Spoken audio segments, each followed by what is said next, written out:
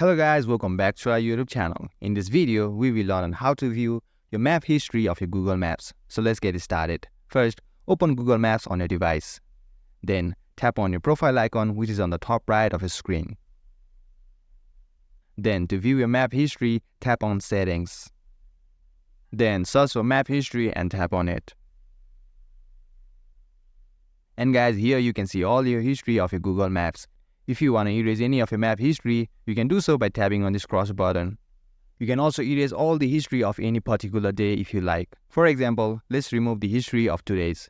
To do so, just tap on the cross button of today. And all the history of today is gone.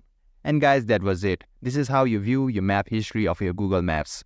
I hope you found this video helpful. If it did, give this video a thumbs up and subscribe to our channel TechUp for more contents like this. Don't forget to hit the notification bell to never miss an update, and feel free to drop any of your queries or questions in the comment section below. I'll get right back to you. Thanks for watching and see you in next video.